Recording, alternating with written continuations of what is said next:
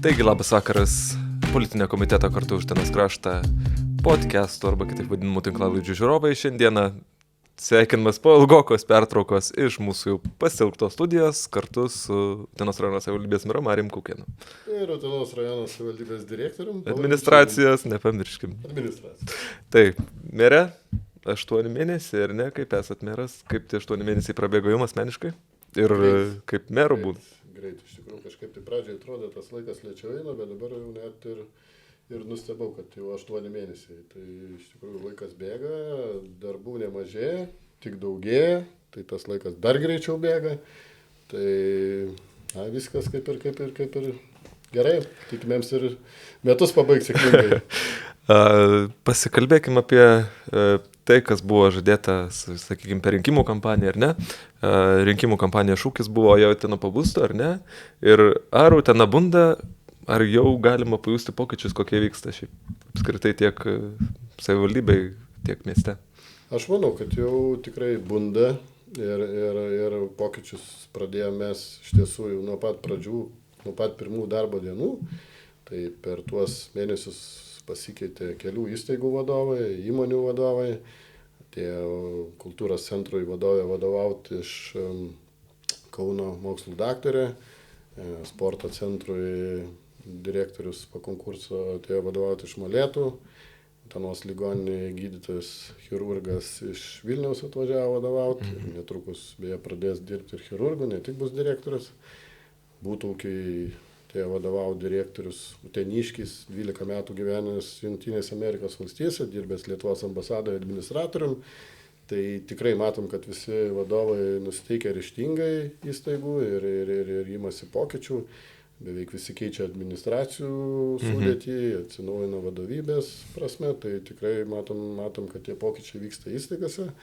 Pačioje savivaldybėje taip pat vyksta, manau, pokyčiai.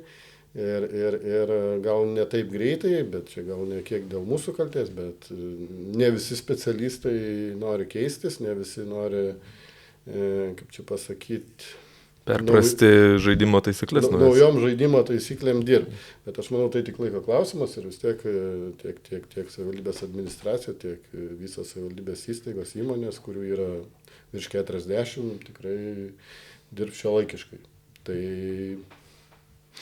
Taip, iš tiesų, tai kas susijęs su administracija, tai tų pokyčių yra ir visai nepersenai pradėjo ir statybų skyriui, jauna mergina grįžo iš Ignalinos, buvo šiais Ignalina, grįžo gyventi ir vėl dirbti, gyventi gal ne Utenos rajone, bet dirbti Utenos rajono savivaldybę.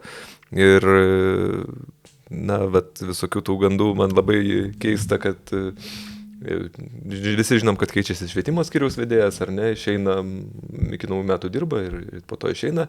Ir tokių visokių spekulacijų buvo, kad čia išvarom, ar dar kažko įnešam to destrukciją į savivaldybę, bet mes kažkaip tai kaip tik stengiamės su darbuotojais ir tą pačią bendravimo kultūrą šiek tiek pakeisti. Aš manau, kad tikrai, aišku, mes daugiausia matom, kas administracijoje vyksta, nes patys dirbam administracijoje.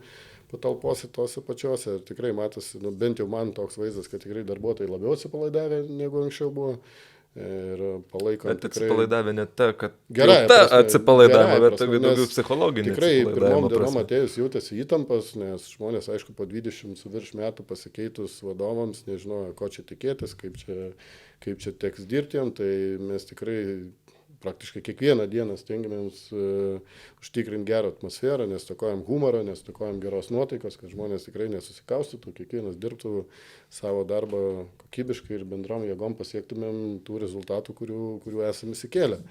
Tai neatsimenu, ar minėjom, kad kai kurie darbuotojai net ir pas merą kabinete nėra buvę susipažinęs. Yra ateina darbuotojų, kadangi pasikeitus vietos savivaldos įstatymui mero funkcijų žymiai daugiau atsirado, tenka daug potvarkių pasirašyti, tai būna pasikvieti kai kurios darbuotojus ir darbuotojai ateina, pradirbę nemažai metų ir sako, pirmą kartą šitam kabinete. Tai man biškai keista, kodėl anksčiau netekdavo jiem užeiti, turbūt nieks nekviesdavo, bet mes tą ir parodom, kad tarėmėm su visais darbuotojais, tarėmėm su skyrių vedėjais, nes nesam patys, nelaikom savęs tiksliau pačiais protingiausiais, gabiausiais, todėl manom, kad reikia dialogą nuolat laikyti, kad patys visi sprendimai būtų kuo geriausi ir kuo geriau baigtųsi uteniškiam. Taip, tai ir dar kas susijęs su administracija labai svarbu paminėti, kad irgi vat, man labai užstringa kartais ta žmonių opinija apie, ieškom ar tai specialistų, turim vis dar problemą su investicijų specialistų ar ne, tiek ir ieškom ir statybininkų, apie kuriuos minėjau, ar ne, ir tikrai tų profesionalų kartais ir tokie atlyginimai, kokias dabar administracija gali pasiūlyti, tikriausiai nėra labai konkurencingi, ar ne, ir tikrai dažnai esam priversti žaisti ir tiek ir su įvairiom ar tai priemokom ar pėdus už papildomus užduotis, nors galėtum darbuotojui už tą darbą mokėti iš karto adekvatų atlyginimą. Tai vat visai nesenai mūsų sudaryta darbo grupė iš darbuotojų, kuri buvo sudaryta, pasirengė naują tvarką darbo apmokėjimo. Pati pasirengė. Ne politikai darbo apmokėjimo. Šiek tiek pasiginčia, bet pasirengė galų galiai. Bet nuo naujų metų keičiasi darbo apmokėjimo politika ir tikrai, tų sričių specialistų, kurių rinkoje iš tiesų trūksta. Tai ir IT, ir architektai, ir inžinieriai. Ir tikrai, galėsim pasiūlyti, jau šiek tiek į verslo sąlygas ir pulsą atitinkantį atlyginimą. Tai tas irgi yra labai gerai. Pakalbam su įmonių, privačių įmonių vadovais. Akivaizdu, kad specialistų trūkumas daug kur jaučiamas, bet ir viešam sektoriui lygiai tas pats. Kaip pavyzdys viešųjų ryšių, tokių specialistų viešam sektoriui, viešųjų ryšių nieks neparengė, reikia juos patiems pasiruošti. Tai nesenai pasikvietėm vieną žurnalistę jauną į komandą, kurią tikrai apmokysim ir manom, per kurį laiką jinai tikrai bus su viešais ryšiais ir tikrai mūsų pastiprins komandą savo gebėjimais, bet visam reikia laiko. Ir aišku, mes esam 6 vadovai šiuo metu savivaldybėje, yra kai kurių savivaldybių, kur 10 yra vadovų, galim ir mes 10 turėti komandą, bet mes apsisprendę kol kas dirbti su 6, po to ateityje matysim kaip, bet 6 žmonės tikrai negali padaryti viską, ko norėtų, be specialistų, be įmonių, be įstaigų pagalbos. Visam sektoriui savivaldos Utenoje dirba preliminariai, taip galima sakyti, apie 3000 žmonių. Tai su švietimo tinklu Taip, ir švietimo tinklas didžiulis ir tu negali fiziškai atsistoti už nugaros ir matyti, kas kur, kaip, ką daro. Tai tam reikia, aišku, kad būtų ir ta komanda stipri ne tik politinė, bet ir specialistų lygiai. Ir visi tie pokyčiai, apie kuriuos pakalbėsim, tikslai, ką mes norim padaryti Utenoje, jie neįmanoma jų įgyvendinti mum tik norint. Reikia, kad norėtų to ir visi specialistai. Dėl to mes ne tik tai išsikėlėm tikslus, bet nuolat kalbam su skyrių vedėjais, su tais pačiais specialistais, ne tik ką norim padaryti, bet kodėl tą norim padaryti, kodėl tai geriau daryti, o ne tai.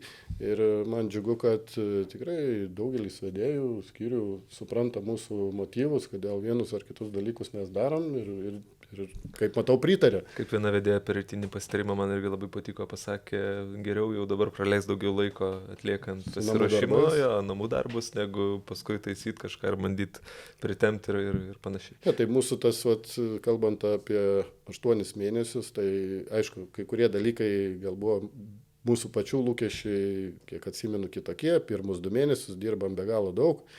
Iš vakarų, iki 8, iki 7 valandų vakarų mes ten darbe su pačiu, kaip sakyti, dirbom ir atrodė, vasara ateis, jau viskas stabilizuosis ir čia pradėsim dirbti kaip visi normalūs žmonės iki 5 vakaro. Tai dėja, šiai dienai dirbam vis tiek iki 7-8 vakaro ir aš jau jokios šią savaitę jau nebe aš namo greičiau grįžtu, bet žmona su vaikais jau ateina vakare darbą pasižiūrėti, ką dirbam, kaip dirbam. Tai tikrai su geriausiais norais nepavyksta trumpiau dirbti, nes būtent tie namų darbai, būtent tie, sakykime, pasiruošiamieji darbai atima labai daug laiko, o plus dar turim tų funkcijų tiesioginių, tai yra ir tiesioginis mero darbas, kaip ir kažkurioje tinklalaidėje minėjau, ir socialinios tinklos, tai dabar meras ne tik priima sprendimus tų visų įstaigų, įmonių atžvilgių, jų vadovų atžvilgių, veiklos jų atžvilgių, bet ir, kaip jokiuos, ir genim medžius kaimuose, ir jeigu žmogus sugalvoja nusipjauti tūją kapinėse, tai irgi meras turi rašytis, jeigu ten kažkur paauglys koks įkliuvo, ką padaręs, tai vėlgi meras turi priežiūrą kažkokią skirti, jeigu ten kažkur namo numeriai keičias, vėl meras, tai tikrai pridėta bėra, mano galva, tokių visiškai specialistų lygio funkcijų, bet su jom turim vis tiek dirbti ir būna taip, kad dažniausiai iki 5 ar 6 vakaro dirbam tą, kaip sakau, svarbų darbą, kuris tikrai reikšmingas ir po to dar sėdi prie kompiuterio ir tada darai darbą su tais potvarkiais ir va, tas susitempia iš tikrųjų, bet aš tikiu, kad Seimas galbūt kitais metais patobulins vietos savivaldos įstatymą ir mums tada liks laiko daugiau tiem, kaip sakyti, tiesioginiam rimtesniem darbam.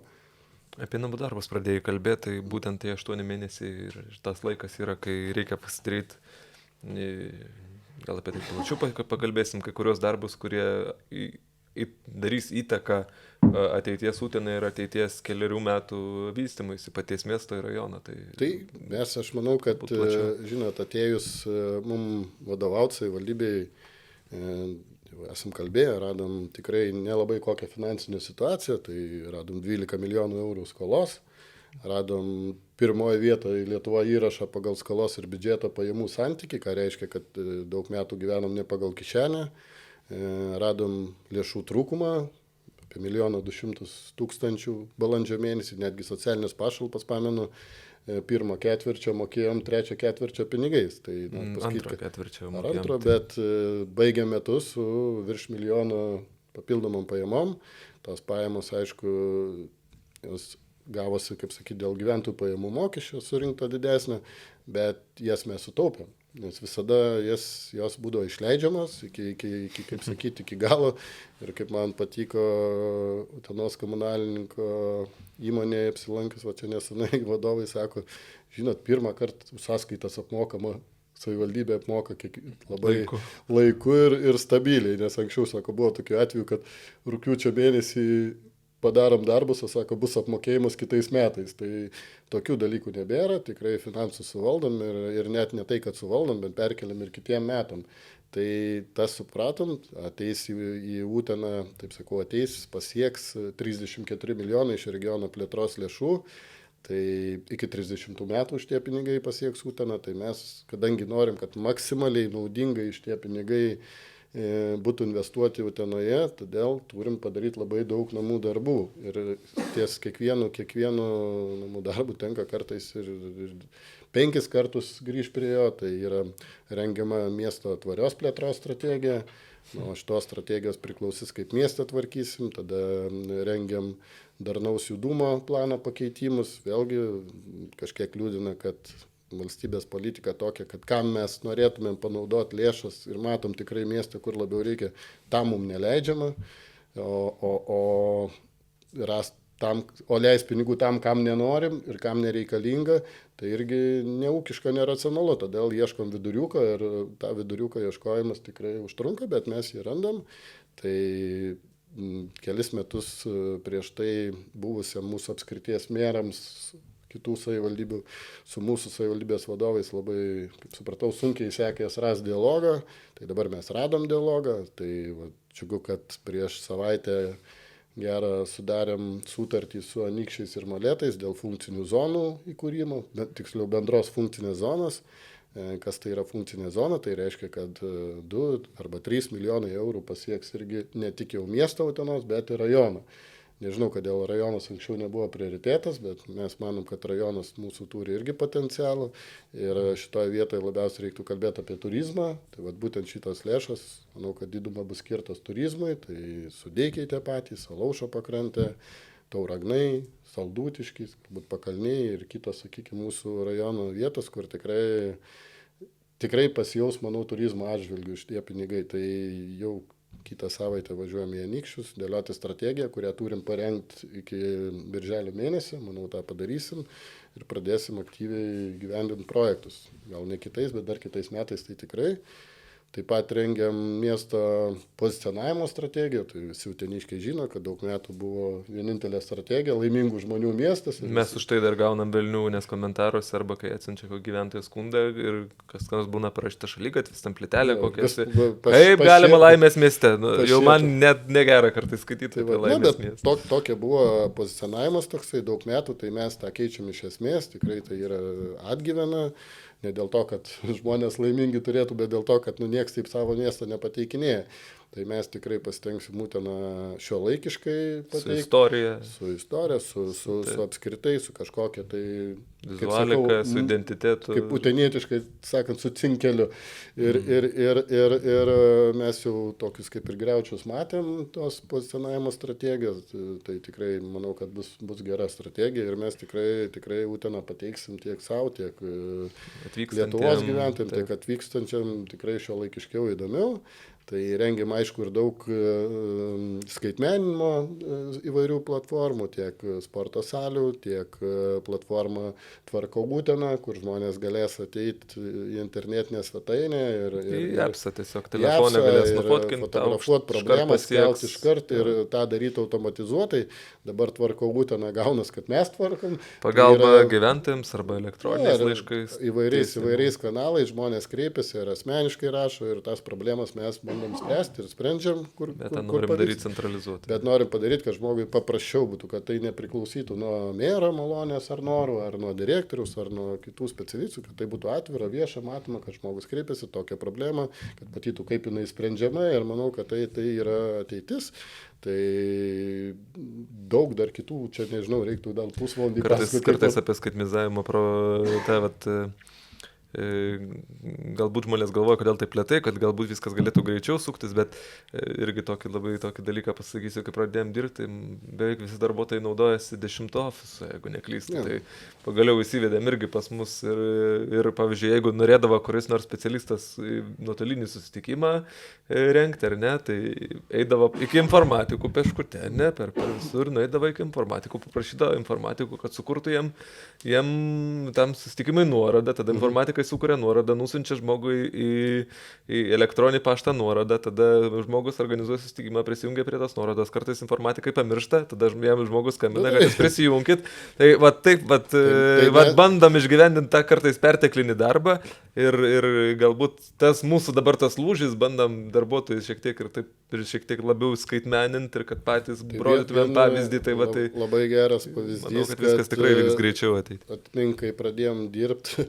Vienas savivaldybės darbuotojai buvo atsakinga ateiti ir kiekvieną rytą nusirašyti mūsų darbotvarkės, tada nunešti į 3. aukštą IT specialistam ir specialistai turėdavo jas suvesti į internetą. Tai dabar yra bendras kalendorius, tą mūsų kalendorių patys vedam, visi mato, ką veikia administracijos direktorius, ką veikia meras, ką veikia mūsų komanda, su kuo būna, kokie susitikimai, mes patys irgi matom ir aš manau, kad tiek ir specialistam, tiek visiems tai yra patogiau, nes tu viską matai. Tai aš kaip sakau, tos pokyčius ir nuo savęs darom, tai manau, kad tą linkmę reisim toliau. Tai tų namų darbų iš tikrųjų yra didžiulis kiekis ir kaip sakė strateginis skyriaus vedėja, tai tikrai geriau su jais daugiau padirbėti, kaip čia pasakyti, įdėmiau į tai pasižiūrėti ir po to tie darbai eis lengviau. Padėti ant gerų bėgių. Taip. Tai pasikalbėkime apie mūsų miesto patį veiklinimą. Galbūt kažkokie pokyčiai bus matomi ir kitais metais. Gal kažką jau bus, planuojame, kad bus daroma, ar kaip šiaip juda reikalai. Tai žinot, pažadais? Pažadais, taip, svarbiausia pažadai. Beje, dar vis neparengėm pažadų platformos, kur ką mes dar vienas darbas. Vienas darbas laukia, bet čia dėl laiko stokos, kaip suprantat, 3 mėnesius net neturėjom laiko, kada atsisėsti podcastą sufilmuoti. Tai aš nebejoju, kad bus ir platforma padarysim, kur žmonės matys, kokie mūsų buvo pažadai, kas buvo oficialiai įsipareigota uteniškiam ir kokioje stadijoje yra jų vykdymas. Tai tikrai žmonės turėtų matyti ne tik prieš rinkimus, bet matyti ir tada, kada dirbama, kągi mes ten su tais dalykais, sakykime, su pažadais darom. Tai aišku, suprantu, kad uteniškiai nemato tų namų darbų šiandien. Jos pamatys tik tai po metų, 2, ar kai kurios projektus po 3 ir daugiau. Bet reikia tą padaryti dabar. Uteniškiai nemato, kad mes ten ir vakarojam, ar kažkokius ten darbę, ar ten su nuolat darbo grupės visokias darom, šitų dalykų jie nemato ir mes suprantam, kad pokyčių daug kas nori čia ir dabar. Suprantu, yra neadekvačių norų, kai pamatau socialinius tinkluos, kaip žinot, atidarė baseiną, atidarė Molėtos, atidarė baseiną Kupiškį ir atsiranda piliečių rašo gėda merui Kaukienui, kad... Be mero. Bet ta prasme, kad baseino nėra Utenoje. Tai, žinot, vien techninio projekto parengimas užtrunka mažiausia metus. Tai kaip tu gali žmogus per Mes kelis atėjom mėnesius radom tuos piešinukus iš pasakų knygos, piešinukai, kur labai kurie su yra. jais nieko negali daryti. Tai mes, aišku, nenuleidžiam rankų šito vietą, suprantam, žmonės gal kai kurie tikrai tų perdėtų lūkesčių turi su terminais, bet to tikrai filmos gal tik būna, kad per kelis mėnesius tokius objektus padaro. Su mūsų finansinė situacija tikrai mes skolintis nebegalim. Tai nebegalim valstybės investicijų programas naudoti, kurios nebėra, o tą naudoja Molėtai, Kupiškis, Rokiškis, tai mūsų valdžia buvusi turėjo senai tą daryti, bet dėja nepadarė, nepasinaudojom ir dabar nėra galimybės. Nepasinaudojom ir ES lėšom, kai galima buvo šitiem objektam, o dabar beje ES lėšų nebeduoda komerciniam objektam ir mes taip vadinamos spa įrengti už ES lėšų negalim. Tai mes šitą idėją atmetėm, apsisprendėm remontuoti seno miesto baseiną, ką beje ir žadėjom per rinkimų kampaniją. Aišku, tas remontas čia taip gal skamba labai siaurai. Rekonstrukcija bus atnaujinta iš esmės, tiek įėjimas, tiek persirengimai, tiek spa erdvės bus įrengtos, tiek pirčių kompleksas, buvom, tiek aikštelės kadencijos parkavimo. Pradžios 2 kartus buvom baseinė. Jo, 2 kartus praėjom, dviračių nevažiavom, striukas nusilkom. bet tikrai jau yra aptarta veiksmų planas, kaip tą įgyvendinsim. Tikimėms, kad ateinančiais metais pavyks parengti techninį projektą.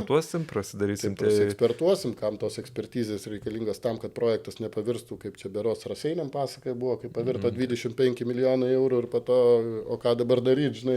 Tai mes norim aišku, ne už kokius 8 milijonus, kiek kainuotų naują pastatyti ar daugiau, bet norim už 2 ar kiek daugiau milijonų patvarkyti. Jeigu dar pavyks bent jau dalį kažkiek ES. Jo, pritraukti per tam tikras priemonės ES dalį. Tas nekomercinės būtent. Taip. Ir aš manau, kad kitais metais, jeigu techninį projektą pasirengsim, tai dar per 2 ateinančius metus turėtumėm padaryti šitą objektą. Tai, kaip sakykime, pažadas yra, bet tu jo negali iškart parodyti prie geriausių norų.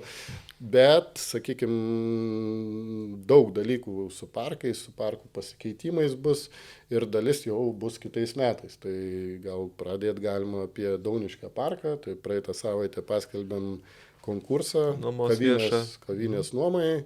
Tai vėlgi nežinau, ką galvoja ten buvusi valdžia, ten girdėjom visokių kalbų ir dešrelės, ir sūrį pardavinė. Tai mes šitos kavinės funkciją matom tikrai kur kas svarbesnė.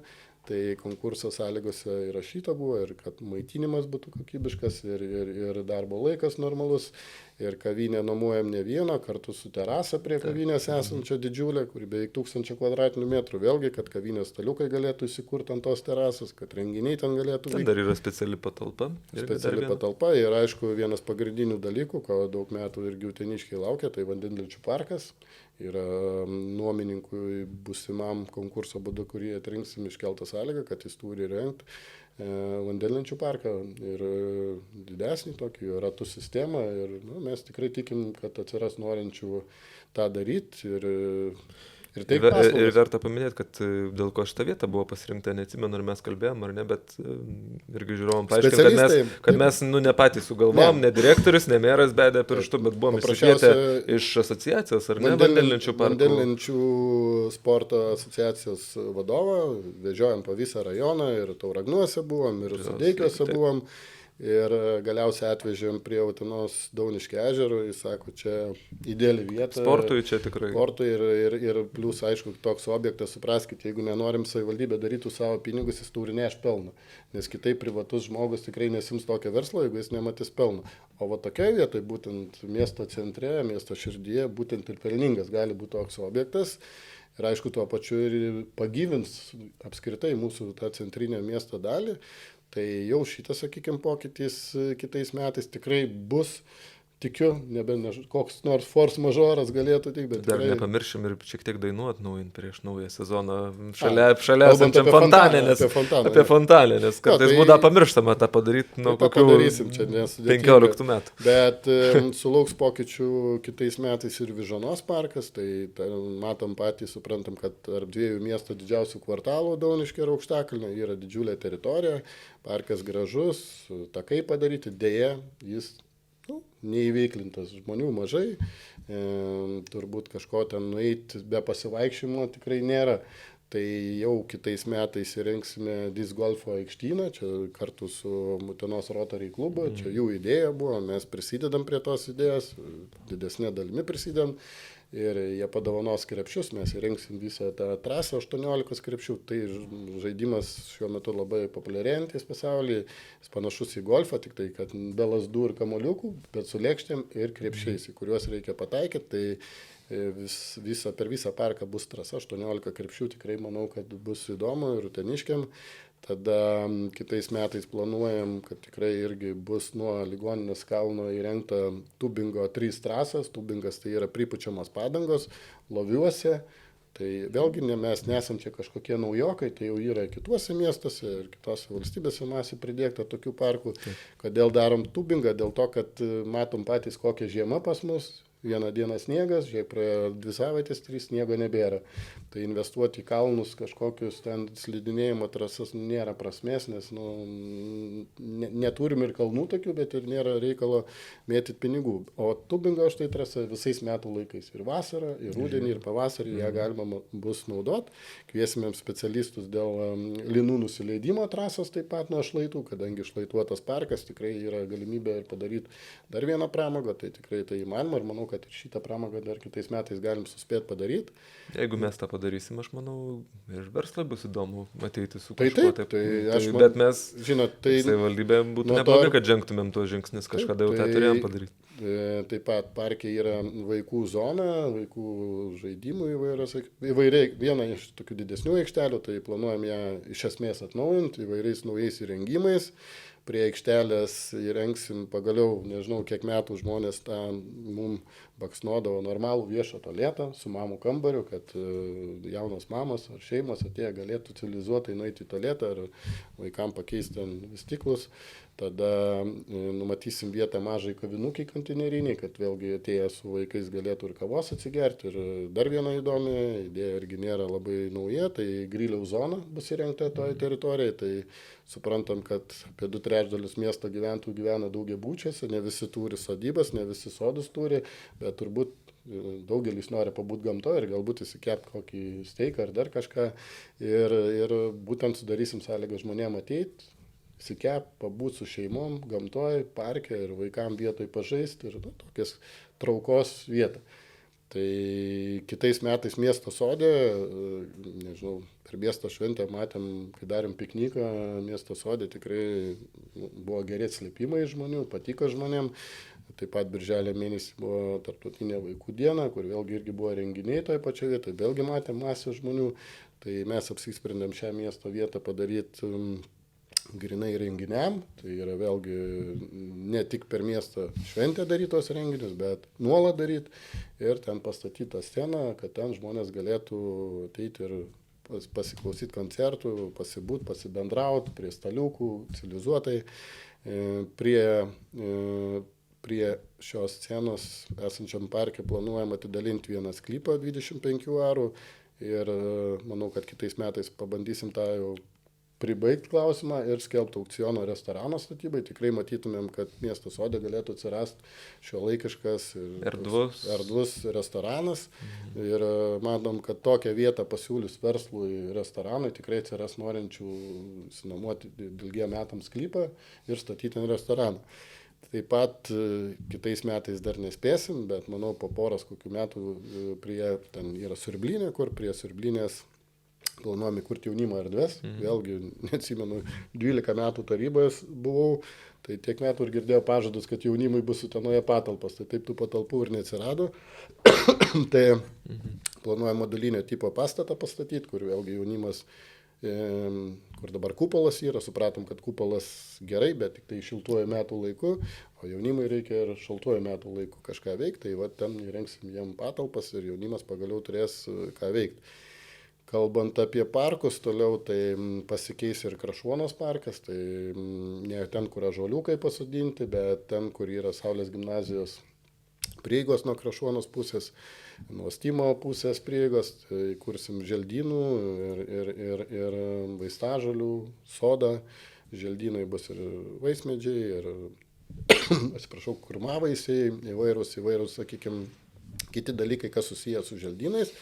Ir manom, kad Steam centras teiks ten edukacijas darys tiek vaikam, tiek gal ne tik vaikam. Ir miestiečiai to žodžio prasme turės tikrą sodą.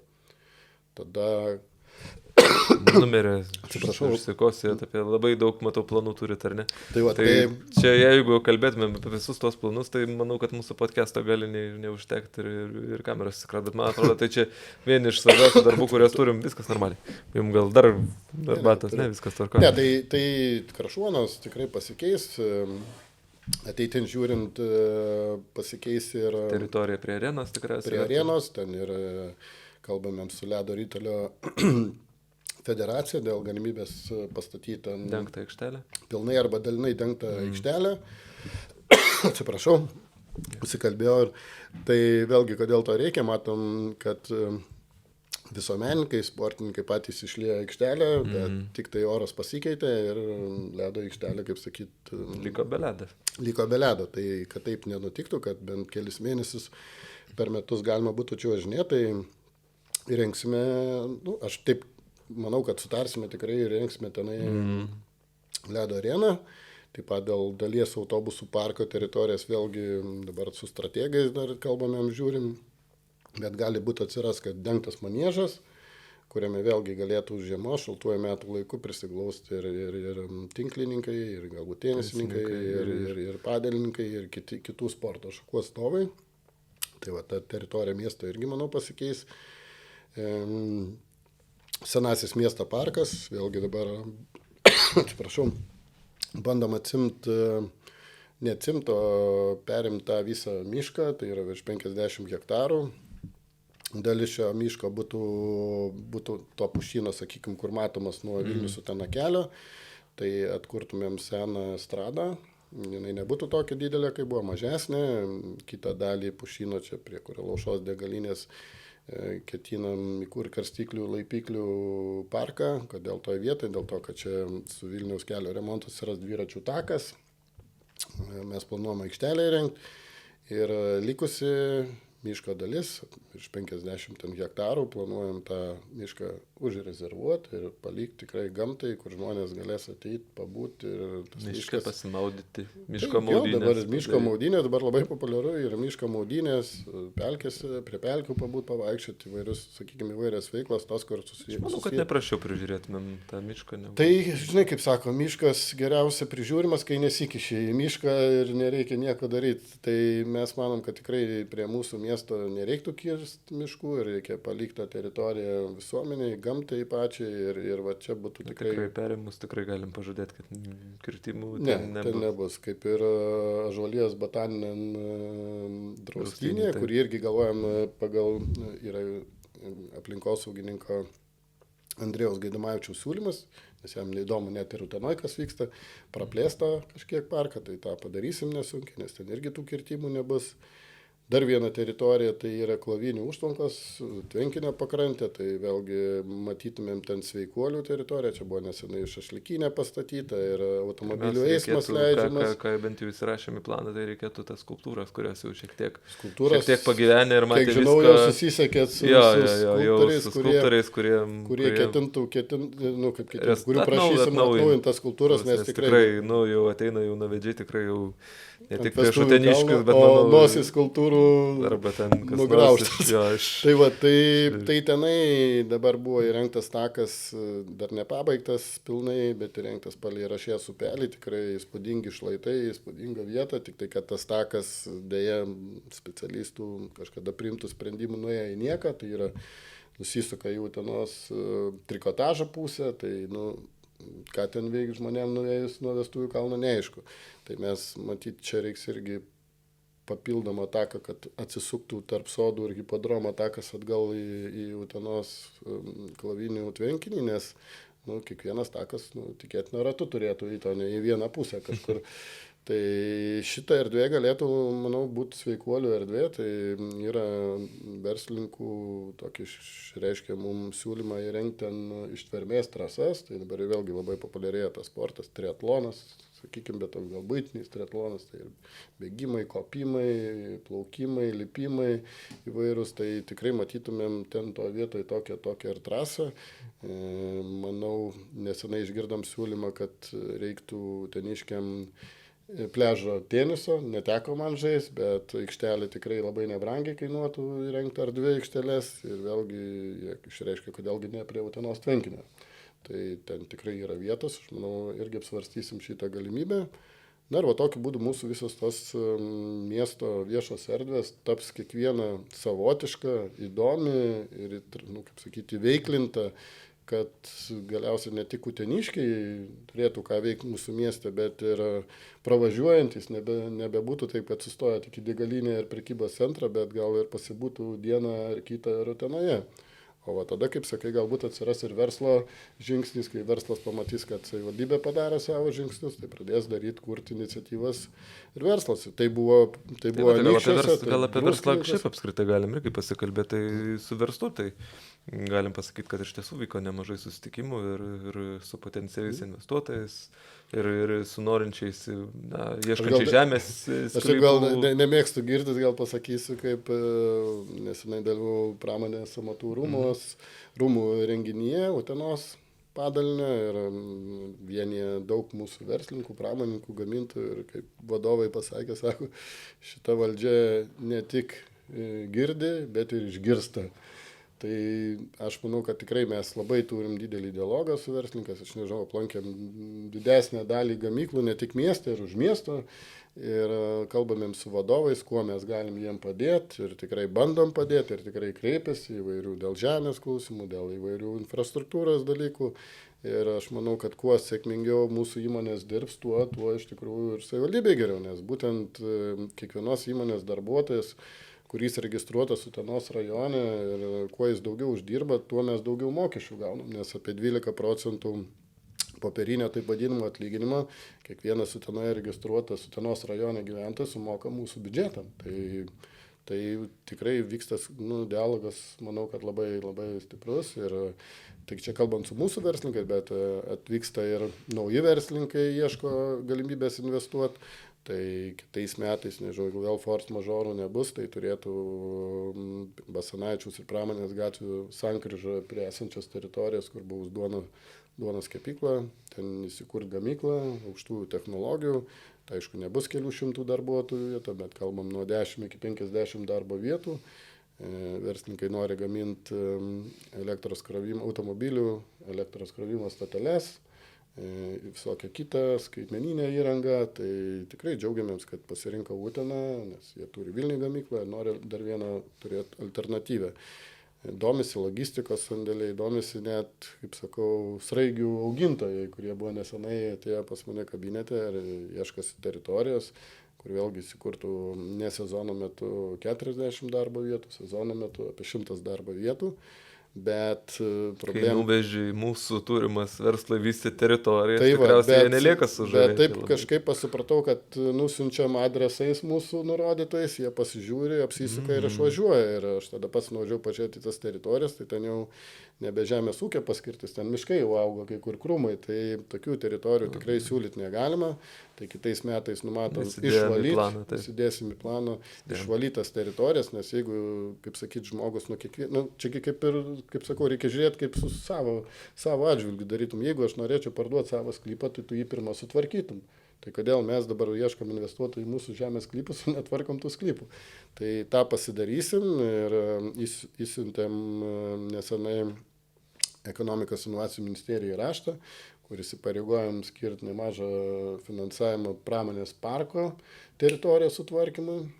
Nuliūdink visus, nežinau, per podcastą nekalbėm, kad pasakų gamyklas tai vis dėlto nebus. Taip, dėja, per rinkimus čia, kai buvo tas vienos debatos nuskambėjus gamyklą, kur turėjo ten milijoninės investicijos, ateit pasak buvusios valdžios, ten, kur mes juokimėms, kad pasakas gamins, nes negalėjo niekaip įvardinti, ką gamins. Tai pasirodė, kad nėra ten tų gamintojų, taip jau, kaip čia pasakyti, per vasarą pavyko išsiaiškinti, kad vis dėlto tie ketinimai nebuvo rimti, jokių ten įrengimų nėra, niekas ten sklypose realių veiksmų nedarė ir teko su tais, sakykime, kabutėse galbūt investuotojais nutraukti sutartis ir susigrąžinom sklypus. O susigrąžinom mūsų sklypus tam, nes ekonomikos inovacijų ministerija ta pati nelabai norėjo tenkinti mūsų pramonės parko vizijas dėl to, kad sklypai užnuomoti dalis. Jis sako, kaip užnuomoti sklypą, jūs čia dar pramonės parką norit kurti. Tai dabar susigrąžinom, trikdžių kaip ir nebėra ir aš manau, kad galbūt net kitais metais investicijas, jau kokias mes atliksim. Vyriausybė turėtų, manau, priimti, aišku, važiuosim, kalbėsim dar ministerijom, bet kad priimtų nutarimą dėl pramonės parko, tada, aišku, savaime dar pramonės parko statusas nereikš, kad čia jau pasipils investuotojai, reiks iš tiesų tos sklypus sutvarkyti, atves komunikacijas, pritaikyti, ir tada jau ieškosim aktyviai investuotojų, kad tikrai ateitų. O tie sklypai, kurie nebus pramonės teritorijai, tai jie nėra dideli, bet juos mes irgi vėlgi nuo sausio mėnesio pereina iš NŽT žemės sklypai mieste ir miesteliuose, tai vėlgi inventorizuosim šitos sklypus, pažiūrėsim, jeigu yra pertekliniai, tikrai nereikalingi mūsų reikmėms. Kai kuriuos jau formuojam. Kai kuriuos jau dabar formuojam. Tai tikrai, ir paskelbsim juos paprasčiausiai aukcionus, tai kaip pavyzdys prie Rapolo Šaltenio progimnazijos buvusios mokyklos teritoriją, pačioje mokykloje planuojam įrengti šiuolaikiško meno, kultūros ir muzikos kūrėjų tokį centrą, namus gal sakykim, tai už panaudą gaus kūrėjai patalpas, kur tikrai tiek nuo dizainerių, tiek nuo tapytojų, fotografų, muzikantų, jie prisiglaus šiton pastate ir manau, kad dar viena bus miesto erdvė, kurioje bus tikrai įdomu, bet žemės sklypas jiem nereikalingas. Tai mes už mokyklos, kur stadionas buvo, tai mes, pavyzdžiui, tą sklypą planuojam suformuoti ir skelbti aukcioną daugiabučių statybai. Nes viena iš didesnių tiek verslo mūsų tenoje veikiančių problemų, tai yra nekilnojamo turto klausimas, tai yra trūksta būsto. Darbuotojų atsivežti gali, bet nėra kur jų apgyvendinti. Ir kai kurios gamyklos tikrai galėtų žymiai labiau įsiplėsti, žymiai įdarbinti daugiau darbuotojų, kad yra atvykusių iš trečiųjų šalių, bet neturi galimybės kur jų apgyvendinti. Ir tikrai per šias dienas teko pažiūrėti nemažai įmonių ir visi tą patį kartoja, sako, įsivaizduokit, sako, net nėra kur įsinuomoti, nei būtų, nei kambarių, nei nieko, tai tikrai nenormali situacija ir dėl to turime mes vėlgi priimti atitinkamus sprendimus. Bet turim ir investuotis ir nekilnojamą turtą, ir gyvenamąją statybą. Tai jeigu vyksta centrinėje miesto daly tas statybas, tai džiugu, kad ateinančiais metais žada pradėti daugiabutį statyti prie Žirgapivio gatvės, tai ten kiek ir ne vieną. Tai tikėkime, kad planai investuotojų nepasikeis ir tikrai prasidės ten statybos, bet, kaip sakau, ir patys turim padaryti daug namų darbų, kad tikrai norėtų čia statyti tenoje daugiabučius ir šitas dalykas, sakykime, šita sritis plėstusi, tai vėlgi turim teritoriją nuo Alaušos senosios degalinės iki stadiono 10 hektarų, tai vėlgi ten reikia pasidaryti namų darbai, ten reikia susitvarkyti sklypai ir ten irgi ieškoti investuotojų į nekilnojamą turtą, tai yra gyvenamos paskirties statinius. Tai nuo to mūsų miesto plėtra priklauso. Jeigu mes būsim patys, kaip čia pasakyti, nepasiruošę, nesudarysim sąlygų plėstis šitam būtent sektoriui, tai pačias gamyklas mūsų apribosim, tai neatsinorėtų to daryti. Na ką, kalbam, kaip čia tie darbai vyko, kai kas pavyksta, bet kai kas kartais ir ne. Tai gal yra tokių situacijų, kas vis dar sunkiai juda iš mirties taško, arba kas nepasisekė. Turėjom tikrai, negaliu sakyti, iššūkių. Tai pirmas iššūkis buvo Užpalių gatvė, tai vėlgi čia paveldas nuo buvusios valdžios, vėlgi tikrai nesuprantamai didžiulė suma buvo numatyta gatvė, tai yra 2/3 praktiškai mūsų kelių visų pinigų metinių 2 metus. Tai jeigu gaunam iš kelių direkcijos 2,3 milijono eurų per metus, tai vien Užpalių gatvė per metus reikia apie 1,5 milijono.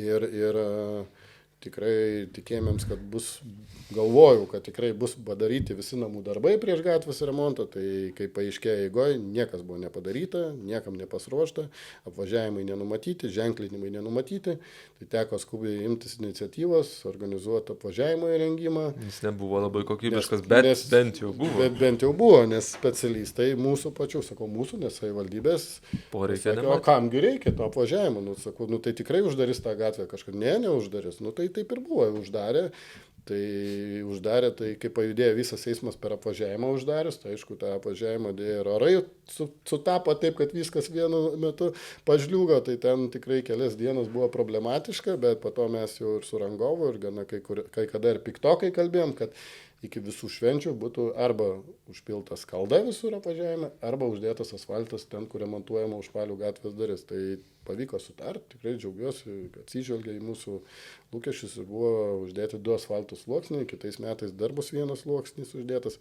Nemanau, kad 2 metų termino šitos gatvės remontui reikia, tikrai galima buvo nusimatyti terminą, jeigu mūsų valia būtų buvus trumpesnį, bet man gal net pikčiausia, kad net ir kelių direkcijai duodant lėšas, mes šiemet nesugebėjom visų įsisavinti, mes, galima taip sakyti, praradom 200 000 eurų, kuriuos galėjom skirti keliam ir man labai pikta buvo dėl to, nes tikrai turi mieste problemų daugybę su keliais ir tikrai yra kur atvarkyti, bet mūsų specialistai nesugebėjo per metus laiko įsisavinti kelių direkcijos lėšų. Na, vienas dalykas, merė, mes ir objektų, kaip pasakyti, nesam pasirengę objektų, tai ką pasakyti, kad mes tik tai dabar šiais metais pradėjom rengti 2 programas, tai va, Uteniškiam irgi galim, kaip pasakyti, jos bus, jeigu mieste turim gatvių su žvyro danga, asfaltuotų gatvių tą programą, o asfaltuotų gatvių iki šiol su nedėvėta danga, kur jau nepanašu į asfaltą kartais, ne? Tai tokios programos nebuvo, su aiškiais prioritetais, tai rengiam šitą programą ir plus nepamirškim mūsų ir dar yra ne tik tai miestą gyvenančių, bet ir miesteliuose,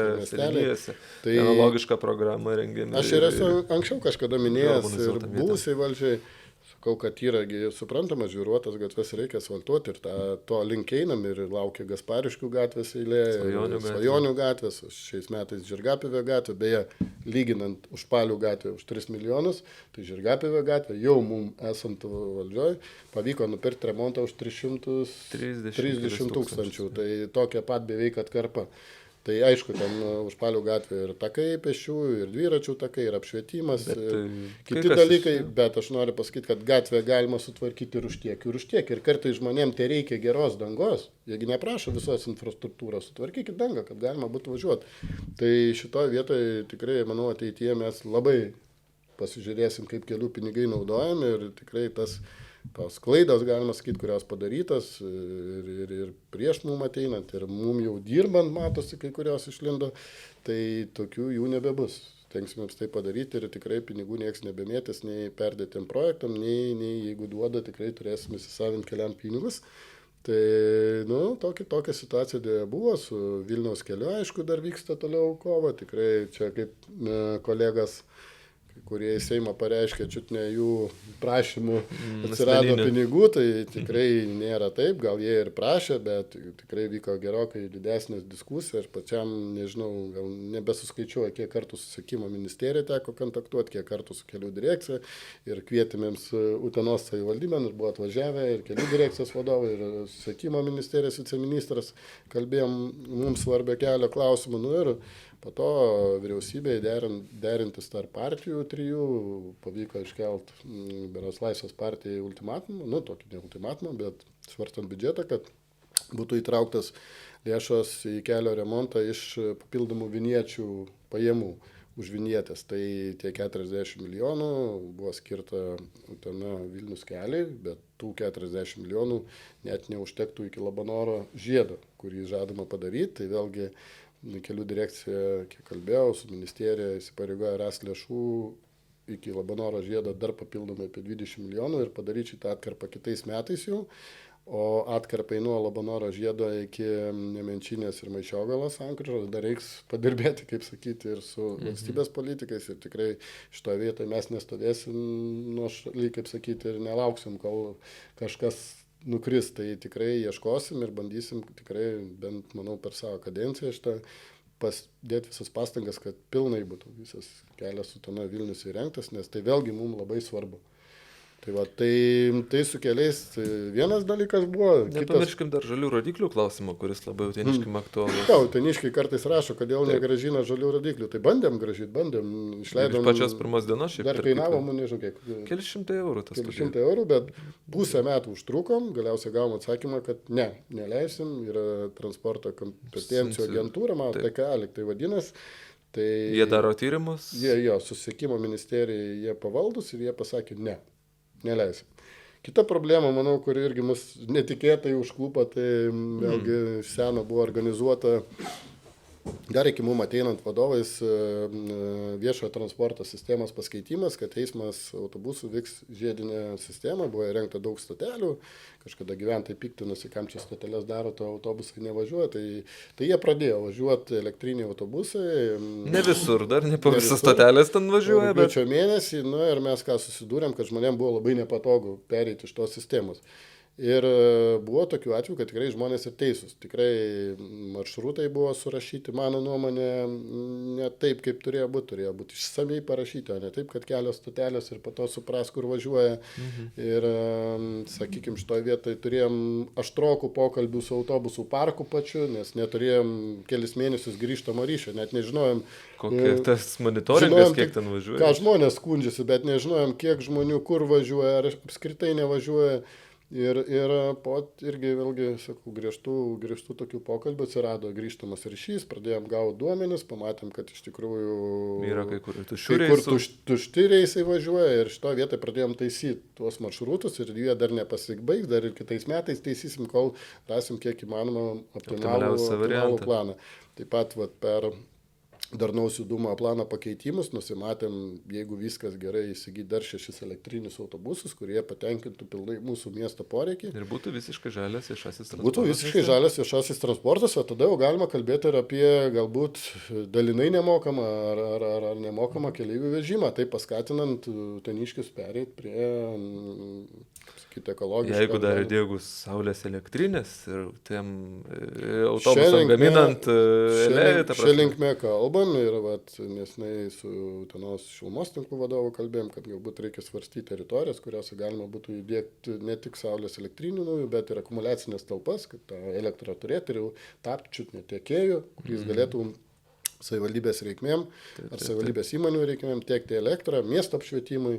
Tai tikrai ties tuo irgi. Miesto apšvietimą reikia dar patvarkyti, nes jeigu matėte stulpai nauji, žinot, mes gaunam iš žmonių skundų, sako, ten Taikos gatvėje ties tuo namų nėra elektros apšvietimo, ties tuo namų, ten Smėlio gatvėje, ten.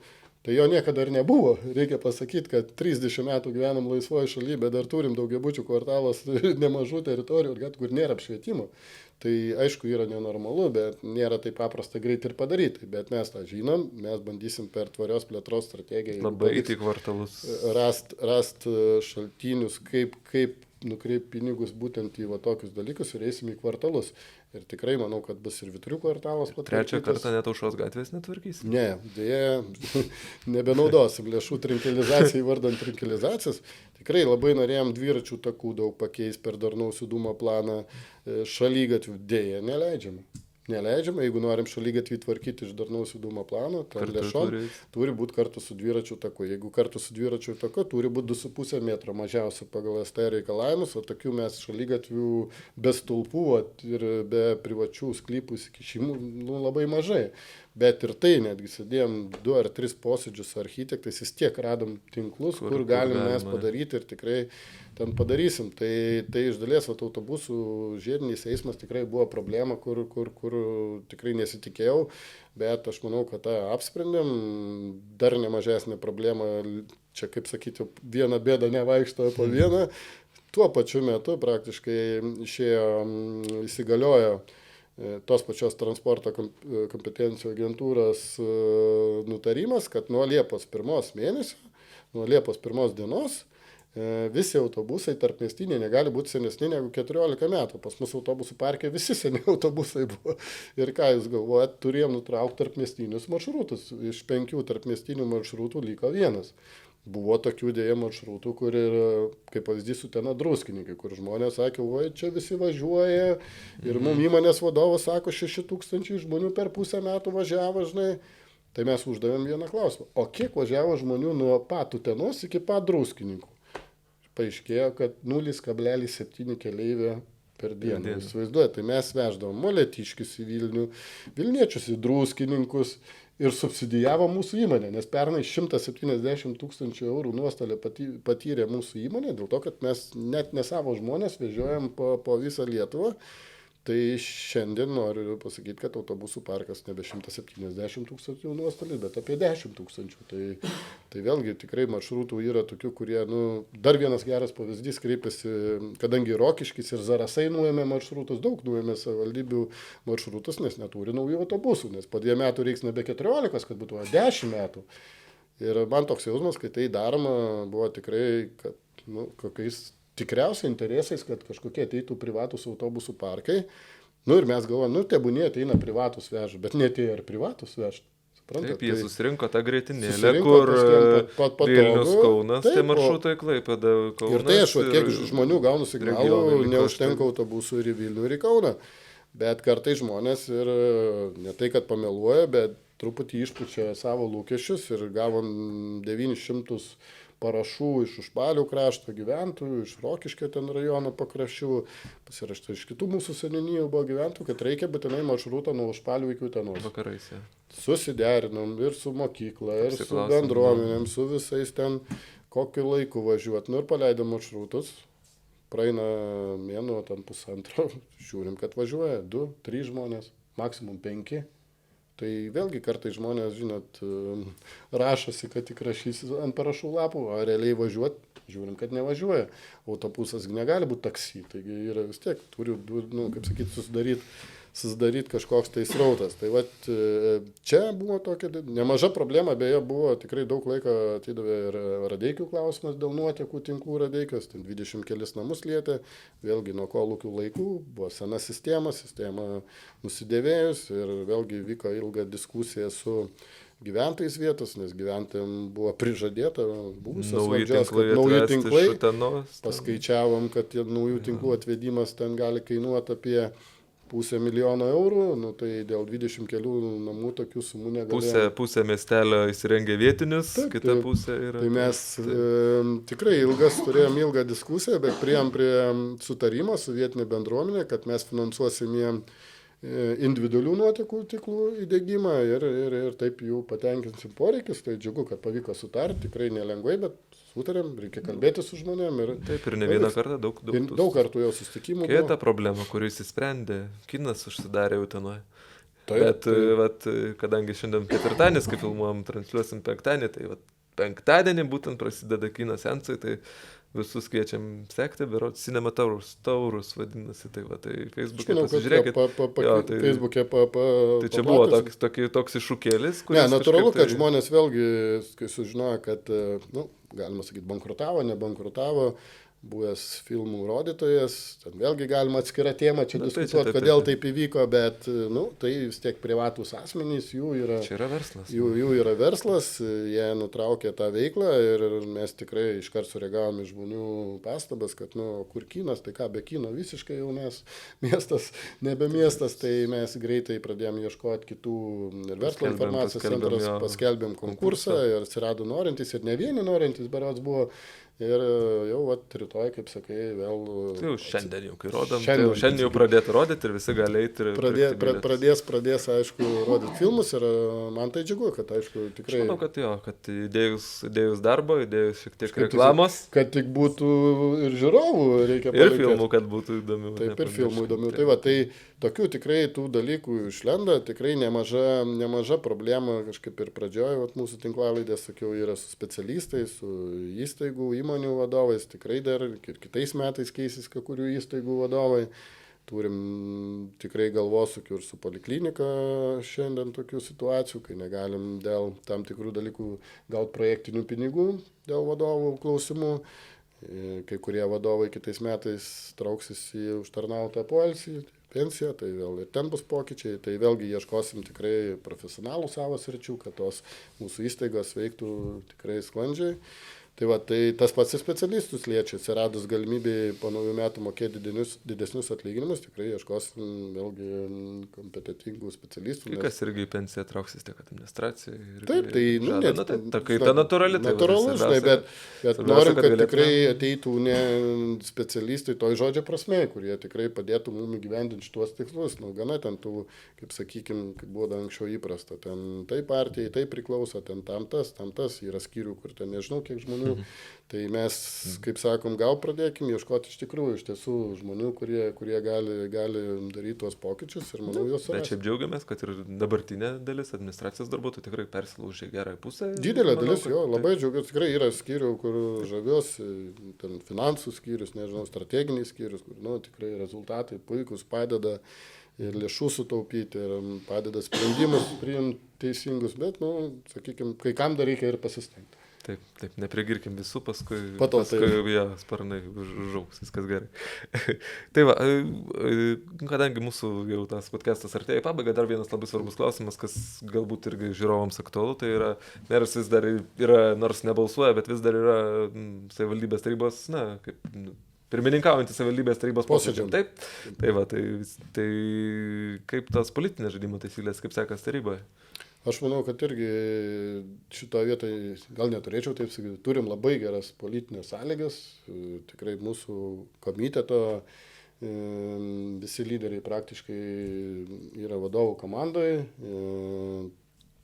taryboje turime 16 tarybos narių daugumą, bet turim ir sutarimą su 6 tarybos nariais iš opozicijos, su kuriais nuolat kalbame. Ne ten sutarimą, bet randam bendrą kalbą. Sutarimą, ta prasme, kad sutarėm, ne dėl to, kad rašytinį sutarimą.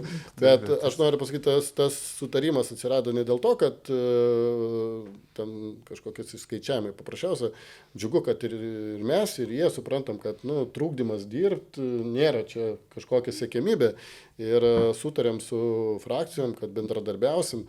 Kiekvienais klausimais, visus mes kur sprendimus, namų darbus dar mes kalbame su opozicija, susitinkam tiek kolegijos, tiek ten kituose posėdžiuose, atsižvelgiam į jų siūlymus, tiek ten vairūs. Kartais netgi tarybos sprendimus, sakyčiau, jeigu mums atrodo, kad verta politiškai apsvarstyti dar, tai taip mes tikrai svarstom, laisvė jums, kaip jums atrodo. Ir kai va taip dirbi, tai tie politikai, kad yra pozicijoje, jie nemato prasmės, o kam trukdyti. Tai jeigu viskas gerai, jų idėjos girdimos, bet ne visi. Tai, va, tai yra, aišku, buvęs valdybės meras, jo 2 kolegos. Tai, 3 muškietininkai. 3 muškietininkai gal, sakykim,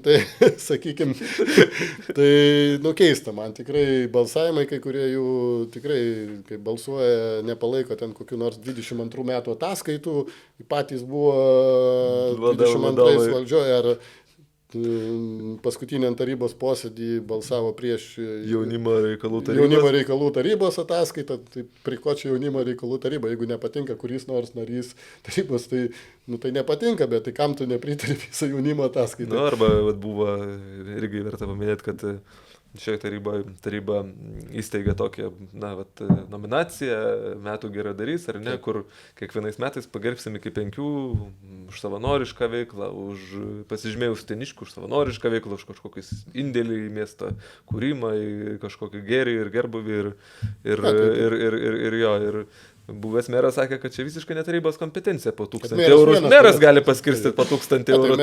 Tai kaip būna, kai meras skirsta po 1000 eurų. Aš suprantu, kad buvo galbūt įprasta praktika, kai savivaldybė vienas žmogus viską spręsdavo. Tai Pauliau neduosiu sumeluoti, pas mus komanda yra visai kita praktika, visi vadovai turi savo sritis, savo funkcijas, kiekvienas žino, už ką atsakingas, darbo visiems užtenka, į valias. Ir kas liečia ar premijų skirimą, ar, kaip sakom, dabar geradario atsiranda tas apdovanojimas ne dėl to, kad mes jį sugalvojam šiaip savo, dėl to, kad yra tikrai mieste daug žmonių nusipelnusių, kurie dirba kiekvieną dieną, tvarko miestą. Dažnai ružačių dirba kartais kai kurie. Visuomenininkai įvairūs, sakykime, pilietiški, uteniškiai ir jie, pagerbi gėlių puokštę. Reikia tokiam žmonėm paskatinimą ir būtent šita darbo grupė, komisija, kuri bus sudaryta, jinai ir spręs Ne meras turi nuspręsti, nes meras tikrai nėra tas žmogus, kuris turėtų, va šitas geras, va šitam reikia. Ne, turi būti komisija, visi apsvarstyti ir šitie žmonės turi būti vertinti. Tai tas toksai, žinot, nuolat, sakau, bet čia seno, manau, to požiūrio, bet mes, kaip sakau, nekreipiam dėmesio, einam, darom ir bandoma, aišku, ten ieškoti kažkokių kabliukų, ne ten padėtų, ten dar kažko, ten kažkur tai kažkokių, bet rezultatas, kaip sakyt, nulinis šitoje vietoje. Vėlgi kaip pavyzdys, vėlgi rengiam dabar 24 metų biudžetą, vėlgi svarbus dokumentas, kreipiamėms į visus politikus ir į Demokratų partiją, ir į savo partnerius, irgi taip pat Tėvynės sąjungą, ir į valstiečių žaliųjų, ir į komitetą mūsų kolegų stiprių ten, pateikit siūlymus biudžetui. Visi labai nuoširdžiai sako, pateiksim, parinksim idėjų, ką reikia. Sausio pradžią apsvarstysim. Kolegų iš socialdemokratų prieinu, pasiūlau, sakau, gal norit kokių idėjų įgyvendinti, siūlykit sprendimus, mes įtrauksim. Atsakymo nėra. Tai jeigu... Pažiūrėsim vasarį, ką prigalvoja. Tai, žinai, kai žmonės nenori bendradarbiauti, tai ką padarysite, jeigu nebendradarbiauja, bet, kaip sakau, kiek matau, vis tiek apie 22 tarybos narius vienaip ar kitaip balsuoja už bendrus sprendimus. Aš manau, kad tą praktiką sieksim tęsti ir toliau. Tai svarbiausia kalbėtis, diskutuoti, argumentuotai pateikti mūsų idėjas, sprendimus ir manau, kad tada bus tam pritarimas. O nuo to pritarimo priklauso ir kaip mums sklandžiai seks dirbtis. Tai čia viskas labai susiję. Miestais ir rajonais sklandžiai seks vystytis. Artėja pačias gražias metų šventės, kaip tik šiuo metu baiginėjom lankyti įvairias įstaigas, susitikti su įmonėm verslo, ar ne, kaip tas dialogas, ko gyvena Uteniškiai. Aš manau, kad kalbant apie lankymą, ką mes dar per tuos 8 mėnesius padarėm, tai aš net nebesuskaičiuoju, kokiam kiekį renginių buvom, kiek organizacijų aplankėm, kiek įstaigų, įmonių. Ir tikrai džiugu, kai į nemažą dalį renginių nueini ir sakai, žinai, valdžia sako, senokai buvo pas mus. Tai kam tą darom, iš tikrųjų nedalyvaujam jokios rinkimus, neplanuojam dalyvauti ateinančius kelias metus, bet manom, kad nuolat reikia kalbėti su žmonėm, nuolat laikyti pulsą, kuo tie žmonės gyvena, kuo įmonės gyvena, kuo įstaigas. Ir va dabar kalėdų metu nusprendėm apvažiuoti 14 įmonių įstaigų, tai tikrai su kolektyvais sustinkam, kai kur su vadovais. Tai labai sveika politikam išgirst, kaip jiems sekas. Tikrai vienom įmonėm mūsų labai gerai mieste sekas, kitom kažkiek prasčiau dėl štyliaus kažkokio, dėl palūkanų normų, kai kur normų padidėjimo, kai kur, bet bendroji suma visas įmonės dirba, niekas nebankrutuoja, tikrai, kaip sakyt, gal ne pas visus vienodi pelnai, bet viskas eina nebloga linkme. Mūsų pačių įstaigos ir įmonės taip pat neblogai dirba, kaip sakau, tie įmonių vadovai, kurie puikiai tvarkėsi, tai kaip pavyzdys Utenos šilumos tinklai, pigiausia Lietuvoje šilumos energija. Galbūt ir elektros, jeigu kažkada bus. Tai aš noriu pasakyti, su mielai tikrai palaikom, pritarėm, nepolitikuojam, nežiūrim kokiam ten partijam, kas priklausė. Tas, kas gerai tvarkosi, spaudžiam ranką, didinam atlyginimus, judėkit į priekį, dirbkite. Bet nepamirškit ir darbuotojų. Beje, visiems vadovam, kuriem ar didėja, ar kurie gauna nemažus atlyginimus, didesnius ir negu mero gauna atlyginimus, tai mes primenam, kad nepamirštų ir darbuotojų, nes vis dėlto darbuotojai irgi dirba didžiulį darbą ir turėtų būti, tai, kaip sakyti, vertinami. Kaip kartais būdavo buvęs administracijos direktorius pakomentuoja, jeigu atsimenat kadencijos pradžią, tai juokdavausi. Tai čia buvusias administracijos nuopelnas, administracijos nuopelnas, atrodo, kad vienas buvęs direktorius tik tai ir dirba administracijai. Žinot, aš tai pasakysiu, nei meras sniegą nuvalo, ar direktorius, nei meras šiukšlę surenka, nei meras gatves kažką išluoja, ar lopa, nei meras socialinės pašalpas išmoka, nei meras strategijas parenkia. Ta daro specialistai, ta daro darbuotojai, mes tik turim šitoje vietoje vadovauti, pasakyti jam kokiu keliu eiti. Ir, aišku, bendrų sutarimų tą padaryti, tai va šitie žmonės kiekvieną dieną dirba ir kartais žmonės, tikrai susidaro tokį klaidingą įspūdį, kad, žinai, paskambinau ten ar parašiau Kaukienui ten Facebook'e, žiūrėk, ten nuvalė kelią. Tai ne aš nuvaliau kelią, aš paprasčiausiai mes susisiekėm su seniūnyje, sakom, žiūrėkit, kodėl tai nesutvarkyta. Nu, sako, nespėjom. Tai būna sniego daug, vienu metu puga atsiranda, tai viską, aišku, vienu metu nespėjai. Bet tikrai prašom ir seniūnų, ir iš visų įstaigų įmonių dirbti, komunikuoti su žmonėm. Tikrai gerins komunikaciją Utenos ligoninė, tikrai gerins komunikaciją poliklinika, tikrai gerins butų ūkis ir kitos įmonės komunikacija. Netgi buvo toks atvejis, šią savaitę lankėmėm su Utenos komunalininkė ir vienas darbuotojas sako, ką man daryti, sako, mes ryte turim valyti kelius, šaligatvius 5 ryto, 6, sako, išeina kai kurie žmonės bara mus, kad per anksti valom. Nu, tai sakau, jeigu žmogus nesupranta, kad prieš 8 eisi darbą, jau nori, kad būtų nuvalyta, tai akivaizdu, kad tą turi daryti anksti ryte. Tai mes tiem žmonėms sakom, jūs nekreipkite dėmesio, sako, jie mus grasina valdžia, kad... Tai sakau, jūs supraskite, kad valdžia adekvati tikrai nepuls bar darbuotojų, kad jie savo darbą dirba. Tai ir iš uteniškių norisi supratimo, kad tikrai kiekvienas stengiasi ir komunalininkas, ir seniūnija, ir seniūnijos kaimuose stengiasi savo darbą padaryti. Mes tikrai prižiūrim jų darbą, tikrai gaunam kiekvieną dieną 10, kartais ir daugiau problematinių klausimų, nusiskundimų įvairiais. Tai kažkur ten kelio, žiūrėk, nenuvalė, tai kažkur duobė atsirado, tai kažkur, žiūrėk, medis pavirtęs. Mes jau sprendžiam ir sprendžiam tuos dalykus kiekvieną dieną, bet, kaip sakyt, ne visada pavyksta greit ir operatyviai padaryta. Merė, mūsų laikas artėja pabaiga, pačios didžiausias metų šventės ant nosies, ko palinkėtumėt uteniškiam, gal padėkotumėt už tai, kas buvo gera, galbūt atsiprašyti, gal reikia, norėtumėt atleisti, kažką nuo atleidimo paprašyti, ar susitaikyt gal su kažko norit? Kad nesu, žinok, Pauliaus nieko susipykęs. Kaip bebūtų įdomiausia, kad dar vienas toks nukrypimas lyrinis. Įdomiausia, kad kai kurie buvusios valdžios atstovai labai tikėjosi, kad nauja valdžia susirinkus susipyks greit. Tai vat liūdėsiu galiu pasakyti, nei kart nebuvom susipykę. Nei vienas socialdemokratą neišvarėm. Neišvarėm, kaip čia pasakyti, darbuotojų kažkokių ten, nekerštavom, paprasčiausia dėl to, kad mes susitelkę į savo darbą, turim siekti rezultatą, dirbti, o ne į kažkokias intrigas veltis ar ginčytis. Tai aišku, visuomeniai noris palinkėti pirmiausia tolerancijos vieni kitiems, supratingumą, tikrai mažiau pykčio. Gal ir ne visada viskas gerai būna, tiek ir su valdžia, tiek ir su savivalda, tiek ir šiaip, bet reikia visada kažkaip, aš tai sakyčiau, išlaikyti pozityvumą, ką ir mes tengiamės beje išlaikyti. Tikrai ne visada būna lengva, ir darbe ne visada lengva, ir tikrai būna ir stresinių, ir sunkių situacijų, ir galvosukių, kurių nežinai kaip įspręsti, bet visada reikia žiūrėti pozityviai. Tai to norėčiau ir palinkėti, aišku, norėčiau palinkėti ir sveikatos, tai sveikata yra, manau, svarbiausia. Tai vėlgi tikrai pasitengsim, kad mūsų sveikatos įstaigos dirbtų gerai ir uteniškių sveikata rūpintųsi, bet vis tiek to linkiu. Prevencija irgi yra neblogai. Prevencija irgi labai gerai. Na ir ką, aišku, jaukių švenčių, tikrai, kad kūčių vakarą susirinktumėt, nepamirškite į bažnyčią nueiti. Aš pats irgi tradiciškai visada nueinu. Beje, šiemet, nežinau, bažnyčiai buvom rekordinį skaičių, gal tikrai daug renginių. Vyžonų ir Utenos įvairiuose renginiuose. Tai bet...